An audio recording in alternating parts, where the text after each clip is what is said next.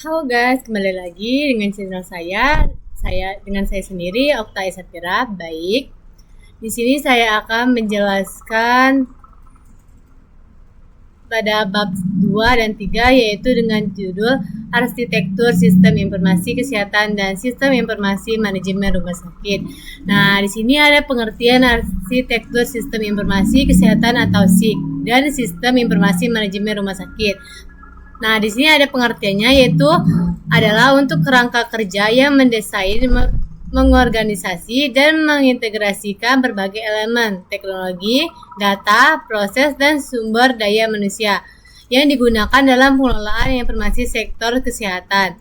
Nah, di sini juga ada sistem informasi manajemen rumah sakit atau SIMRS adalah untuk aplikasi perangkat lunak yang dirancang untuk mengelola seluruh informasi yang berkaitan dengan operasional rumah sakit termasuk administrasi, keuangan, layanan pasien, farmasi, rekam medis hingga pengelolaan sumber daya manusia.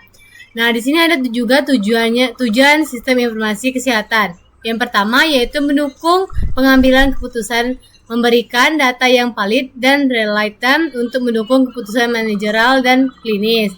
Yang kedua yaitu meningkatkan efisiensi operasional, mengurangi redundansi data dan mempermudah koordinasi antar lembaga kesehatan. Yang ketiga yaitu mengintegrasikan data kesehatan, memastikan semua informasi dari berbagai sumber seperti klinik, rumah sakit, laboratorium dapat dikumpulkan, disimpan, dan diakses secara terpusat.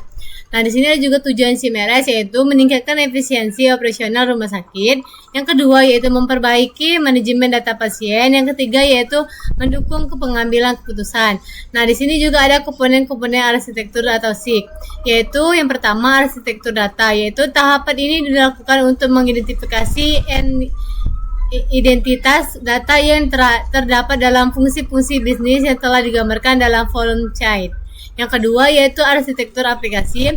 Pada tahapan ini dilakukan identifikasi terhadap aplikasi-aplikasi apa aja yang akan diusulkan untuk membantu operasional puskesmas. Yang ketiga yaitu arsitektur teknologi.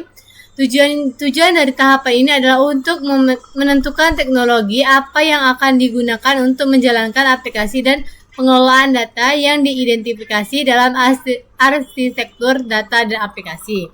Nah, di sini juga ada manfaat sistem informasi manajemen rumah sakit atau SIMRS. Yang pertama yaitu efisiensi operasional, yaitu mempercepat proses administrasi pasien seperti pendaftaran, penjadwalan, dan pembayaran. Yang kedua yaitu peningkatan layanan pasien, memberikan akses cepat ke data rekam medis untuk diagnosis dan perawatan.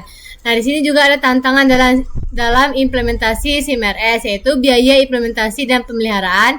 Yang kedua yaitu kesiapan sumber daya manusia.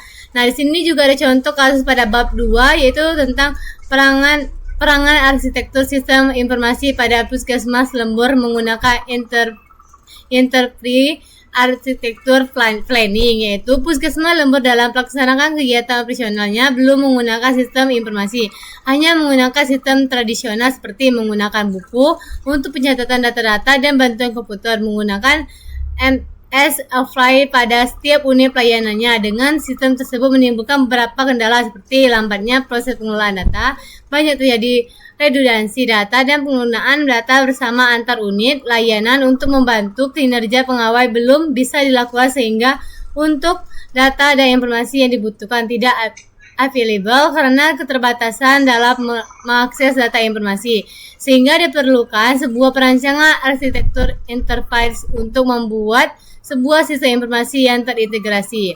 Metode penelitian pada bab 2 ini yaitu ada penulisan menggunakan metode enterprise architecture planning, yaitu untuk perancangan arsitektur sistem informasi. Tahapan-tahapan penelitian yang dilakukan adalah sebagai berikut, yaitu identifikasi masalah. Seperti pada tahap ini penulis melakukan identifikasi terhadap permasalahan yang terjadi, yaitu dengan merumuskan masalah yang akan diteliti.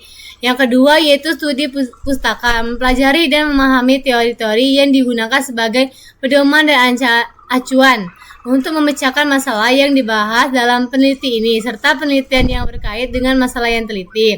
Yang ketiga yaitu pengumpulan data. Pengumpulan data-data yang berkaitan dengan objek penelitian seperti dokumen, organisasi, melakukan observasi, dan wawancara kepada pihak-pihak yang terkait. Nah, contoh kasus pada bab ketiga yaitu implementasi sistem informasi manajemen rumah sakit terhadap kinerja pelayanan kesehatan di rumah sakit umum Universitas Kristen Indonesia Jakarta tahun 2023, yaitu pelayanan kesehatan menjadi topik utama karena tingginya tantangan kompleksitas di bidang kesehatan. Tujuan penelitian ini untuk mengetahui implementasi sistem informasi manajemen rumah sakit atau CMRS dalam meningkatkan efisiensi pelayanan kesehatan. Nah, di sini sekian. Dari sini saya sudah menjelaskan pada dengan judul Arsitektur Sistem Informasi Kesehatan dan Sistem Informasi Manajemen Rumah Sakit. Sekian dari penjelasan saya. Wassalamualaikum warahmatullahi wabarakatuh. Bye guys.